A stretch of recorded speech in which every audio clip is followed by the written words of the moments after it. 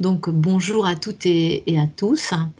Nous voilà à nouveau sur une visioconférence qui se déroule dans le cadre de la semaine, dans le cadre, pardon, d'un cycle de conférences Instant Métier, Regard de Pro, donc qui est proposé par le service orientation de la région Centre-Val de Loire.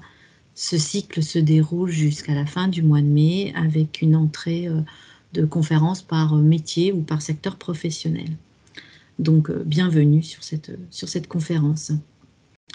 Vous avez le programme des visios sur le site Orientation Centre-Val de Loire. Je vous en reparlerai tout à l'heure à la fin de la visio de ce matin.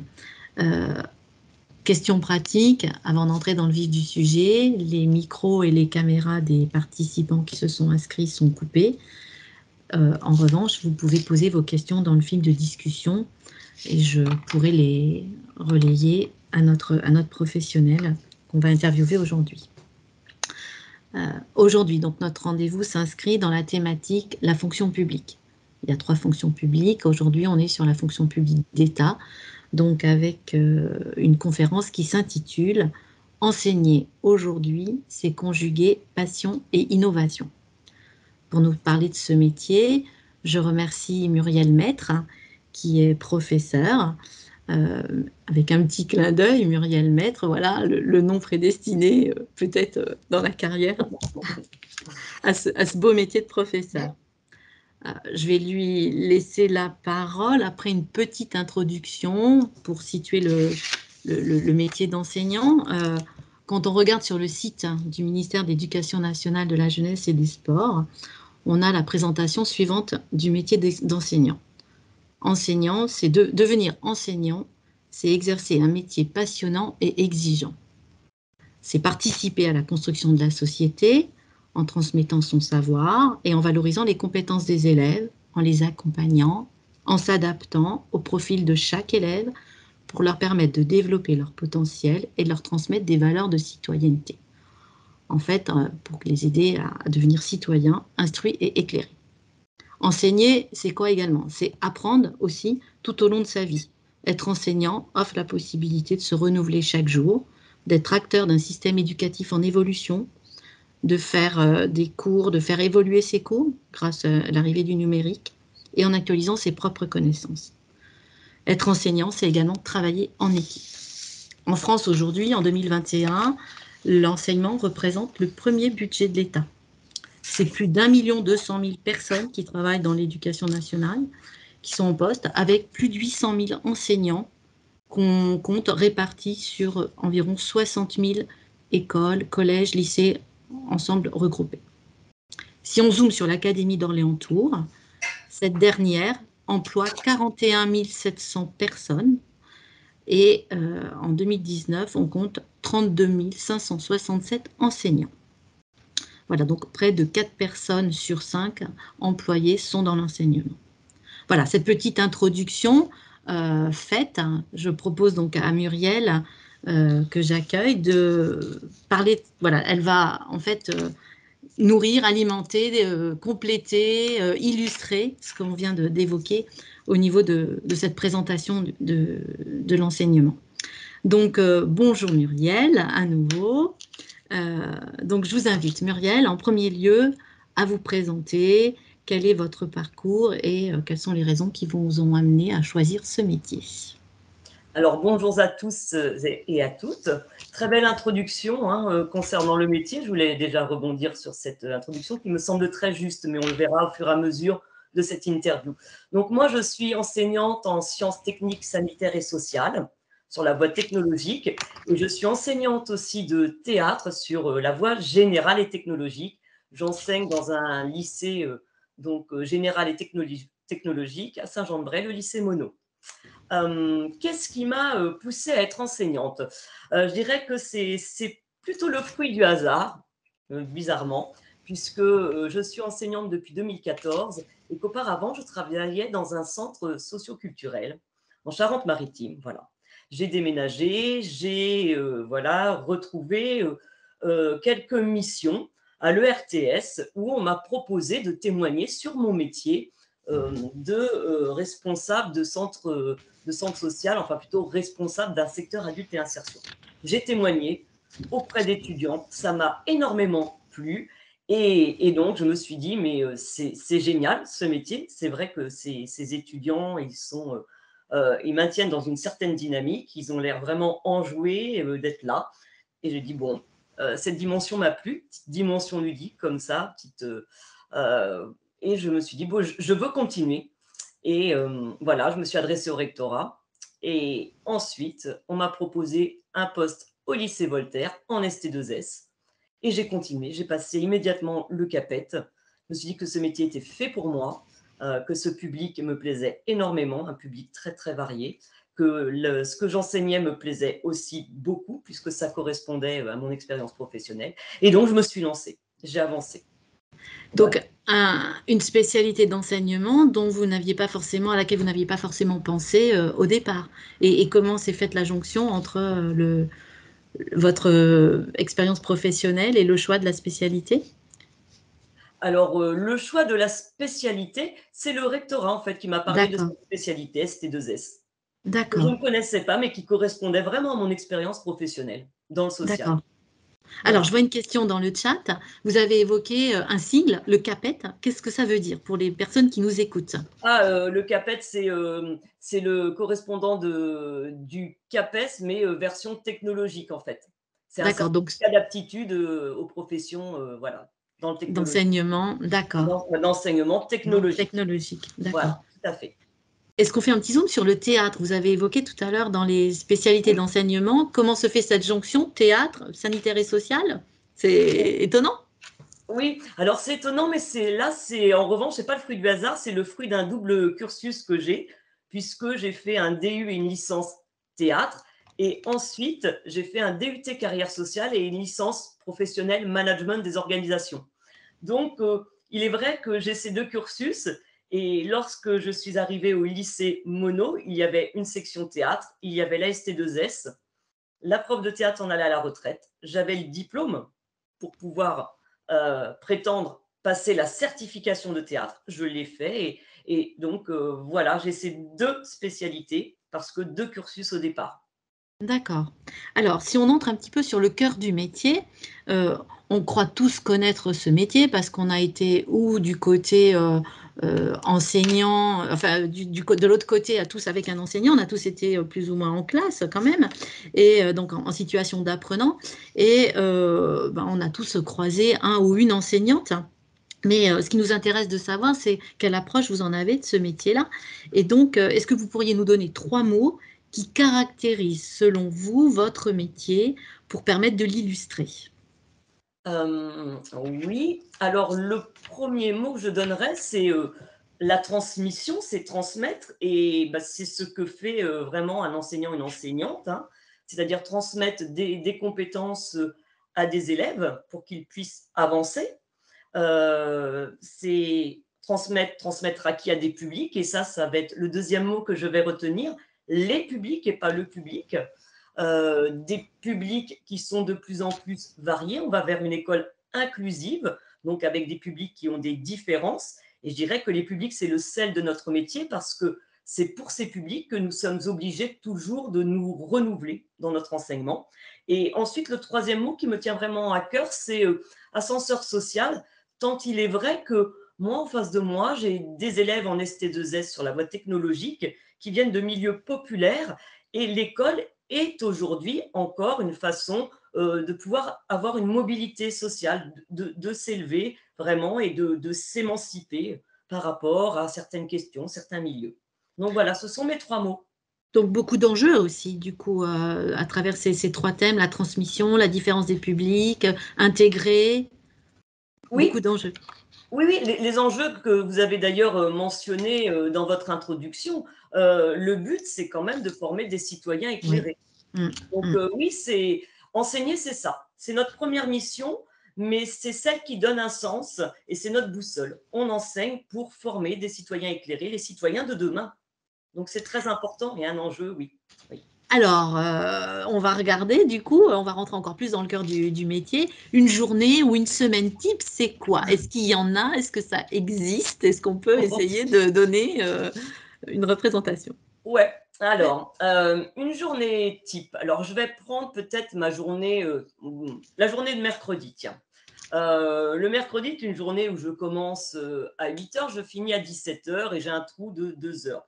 Il faut savoir que quand on commence tôt, on est beaucoup plus tôt au lycée parce qu'on doit faire des photocopies. Donc, j'insiste sur ces petits détails parce qu'il y a le face-à-face, mais il n'y a pas que ça.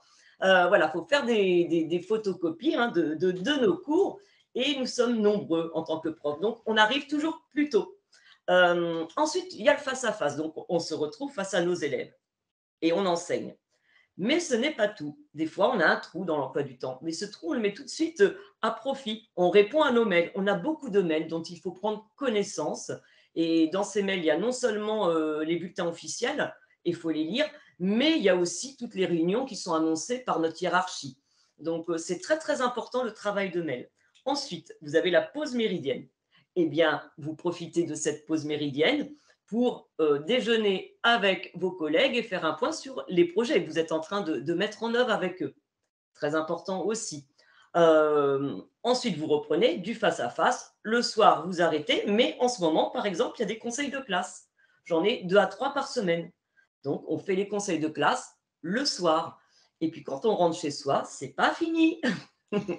Parce qu'il faut revoir le cours que l'on a préparé pour le lendemain, revoir si dans les mails, il n'y a pas d'autres choses qui se sont ajoutées, notamment des formations. Voilà. J'ai envie de dire que ce métier présente deux aspects. Il y a effectivement le face-à-face, et c'est ce que tout le monde voit, c'est-à-dire le fait d'être face à sa classe. Mais il y a toute la partie cachée de l'iceberg, qui est la préparation des cours, le week-end, la correction de copie. Ça revient tous les 15 jours à peu près. Il y a la préparation des projets à faire, les progressions à toujours réajuster sur une année. Donc, il y a énormément de choses à faire et il faut en être conscient. Parce qu'on pense que c'est un métier où effectivement, les professeurs travaillent 18 heures. C'est absolument faux. Les professeurs travaillent plus de 35 heures par semaine, je tiens à le dire. En fait, Voilà. les 18 heures, c'est le face-à-face, c'est le temps devant les élèves, mais qui nécessite toute une préparation. C'est ça, à la fois pour préparer l'enseignement, mais se préparer soi, la vie d'équipe. C'est ça, en fait. C'est tout ce temps Oui, de partenariat, d'échange. oui.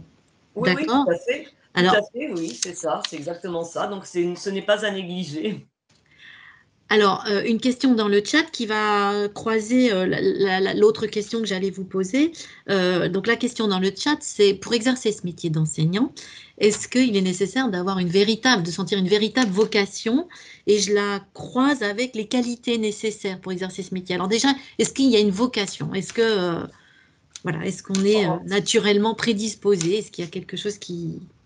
Alors, naturellement prédisposé, non, non, non, je ne le pense pas. En revanche, il faut être quand même, il faut être investi et se dire que ça a un sens de former les citoyens de demain. Je pense que ça, réellement, faut en avoir conscience. C'est pas un petit enjeu. Donc, ça, faut être animé, en tout cas, par cette mission-là, de vouloir former les citoyens de demain, hein. C'est la jeunesse là qu'on a en face de nous. C'est voilà, c'est les futurs, c'est notre futur. Voilà. Oui, oui. Il faut être animé par cette volonté-là. Ensuite, je vais rebondir sur les qualités. Les qualités, oui. Ouais. Alors, il faut beaucoup de patience parce que enseigner, c'est quand même l'art de répéter. Et quand je dis répéter, par exemple, quand moi j'ai des demi-groupes, je vais répéter le même cours 2 fois dans une matinée. Mais c'est pas seulement ça, c'est toujours répéter aux élèves des choses totalement basiques pour que justement l'élève puisse intégrer.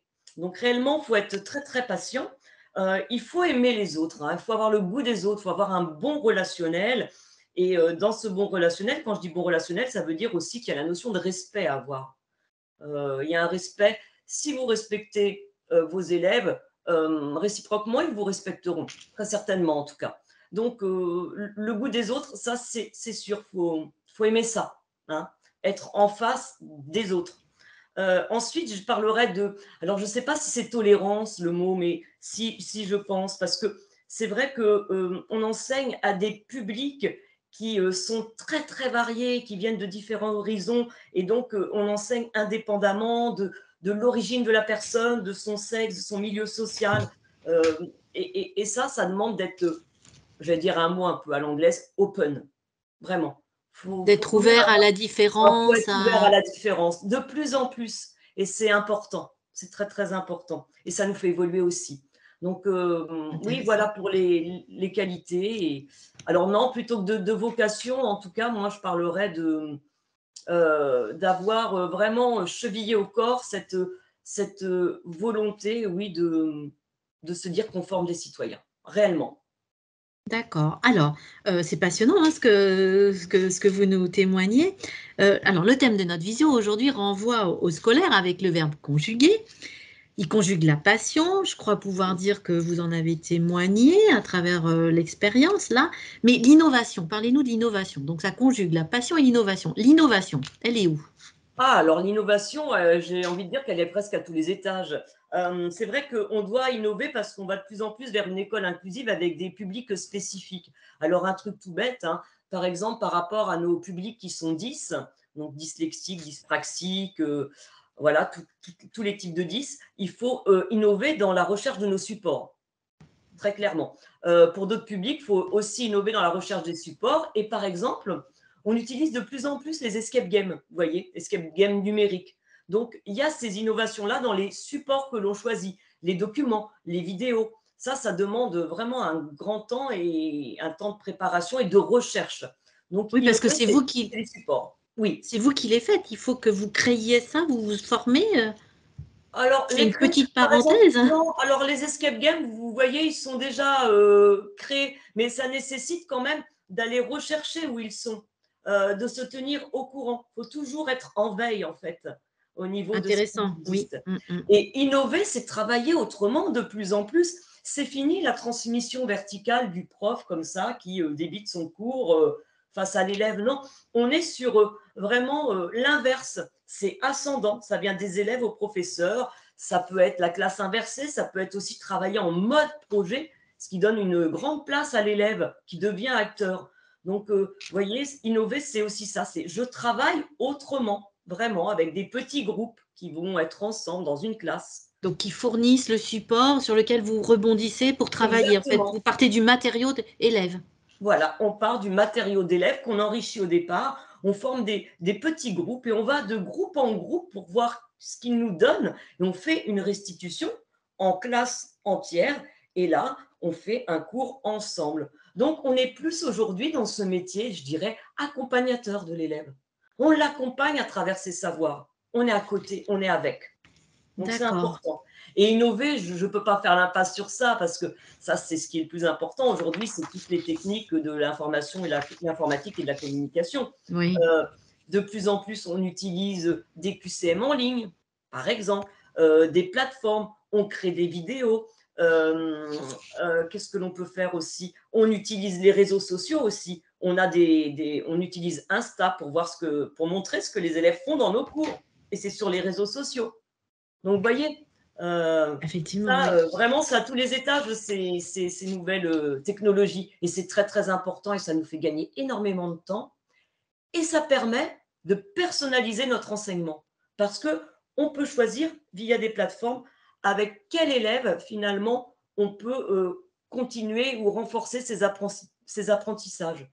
Et on a un ENT, un espace numérique de travail très important. Et voilà, et ça, c'est un gain de temps. Et ça nous permet d'enseigner autrement.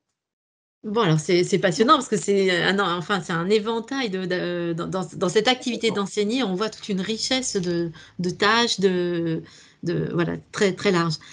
Deux questions dans le chat. La première, vous avez évoqué qu'au niveau des publics, donc il y avait différents publics avec toute la question des 10, vous avez Oui. évoqué ça. Est-ce que vous êtes formé aux différents types de publics en difficulté? Et notamment à ce que vous pouvez leur apporter pour les aider. Donc voilà une première Oui, question. oui, alors tout à fait. Alors, c'est-à-dire que dans chaque lycée, enfin dans chaque lycée, en tout cas dans le nôtre, au lycée Mono, il y a un référent 10. C'est-à-dire qu'il y a un professeur, un enseignant qui lui est vraiment formé aux spécificités et des besoins des 10 et qui ensuite nous propose de nous former, de nous dire quel support utiliser. Comment, effectivement, quand on fait des photocopies ou même quand on fait un cours en ligne, quelle police de caractère utiliser, quel type de caractère utiliser. Donc, oui, oui, oui, tout à fait. On a des formations via nos référents qui sont là, par exemple. Et parfois, on a des formations académiques, D'accord. complètement. Oui, Oui, donc vous ne savez pas forcément tout, mais vous savez non, à qui vous adresser. Il y a des référents, oui, vous pouvez bénéficier de formations oui. pour, par rapport aux questionnements que vous pouvez avoir. Ah oui, et puis on a beaucoup de D'accord. ressources sur Eduscol. On a des bulletins officiels aussi, hein, des notes du ministère qui nous sont envoyées et qui nous proposent des supports, qui nous proposent aussi de l'information. Il faut juste se tenir très, très au courant de l'actualité. Complètement, oui, oui. D'accord. Alors, une autre question dans le chat. Est-il difficile de gérer une classe et est-ce que vous avez été formé à cela? La Alors, gestion d'une classe. alors je sais qu'aujourd'hui, les futurs enseignants sont formés à travers le Master MEF. Pour ma part, moi, je suis arrivée, effectivement, hein, je vous l'ai dit en cours de route, hein, j'ai commencé à enseigner sans formation. Donc, non, moi, j'ai pas eu de formation. Aujourd'hui, vous en avez. Moi, je trouve pas ça difficile. J'ai pas trouvé ça difficile parce que je sais pas, peut-être que parce que peut-être que je viens du privé au départ, du milieu professionnel, dans le privé et qu'on m'avait donné déjà des bases, que j'avais des bases pour m'adresser aux personnes, aux différents publics. Je viens du social. Donc, c'est vrai que j'avais des publics déjà très, très différents. Donc, ça ne m'a pas semblé très difficile. Par ailleurs, j'ai beaucoup d'amis dans mon entourage qui sont psychothérapeutes et qui utilisent beaucoup de supports ou de méthodes face aux adolescents et qui m'ont donné des méthodes pour, par exemple, instaurer un cadre de vie commune, un cadre de fonctionnement que je décide avec l'élève, enfin que je décide en lui rappelant quand même qu'il y a des lois, qu'il y a un règlement intérieur et qu'à partir de là, on ne peut pas faire tout et n'importe quoi. Donc, à partir de ce moment où on fixe le cadre pour l'année scolaire, normalement, tout devrait bien se passer. Mais il est vrai que moi, j'arrive avec une expérience professionnelle presque d'animatrice Oui.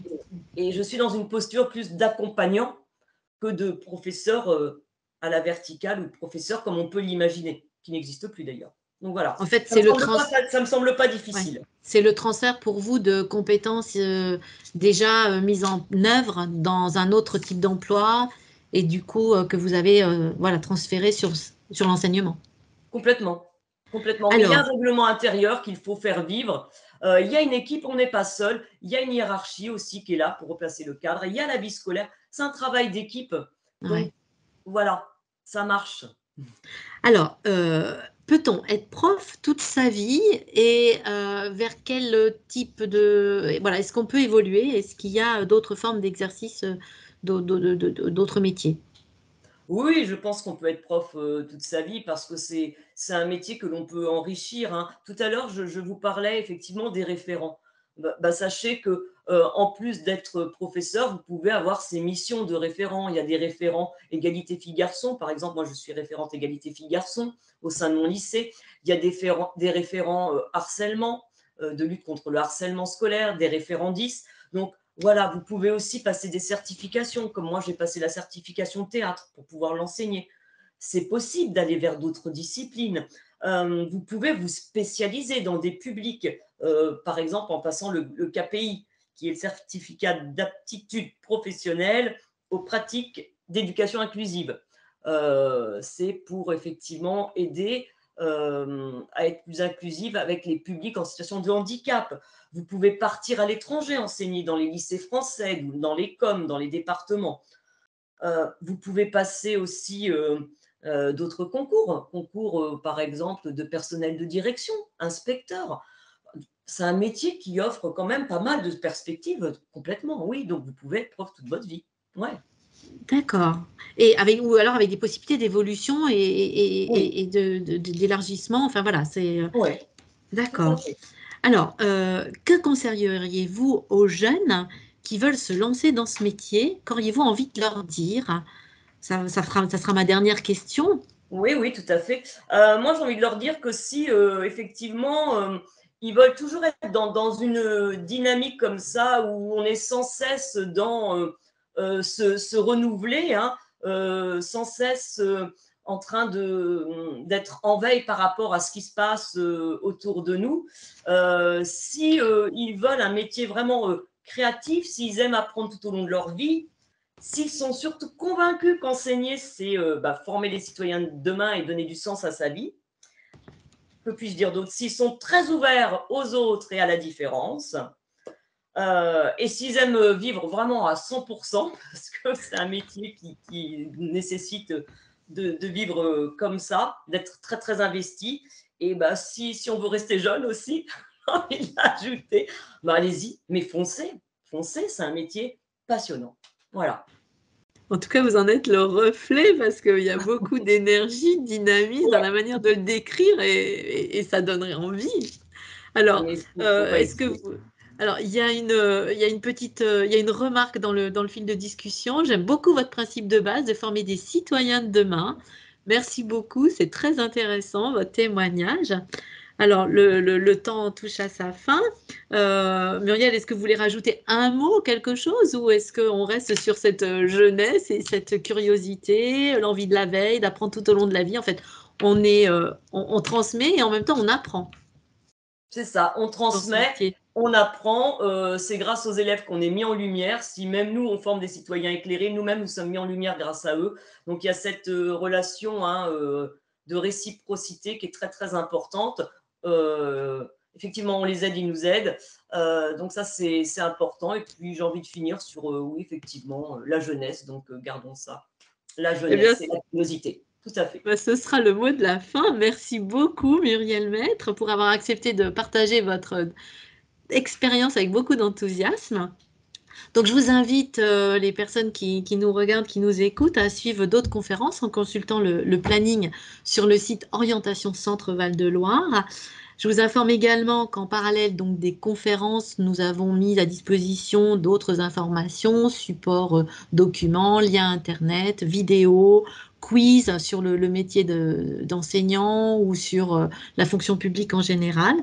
Voilà, je vous remercie de votre participation à toutes et à tous. Je vous remercie pour les questions posées et je vous souhaite à toutes et à tous une bonne journée. Bonne journée Muriel. Et il y a un nouveau petit commentaire. J'aime beaucoup votre ouverture d'esprit, l'idée d'enseigner autrement. Classe inversée.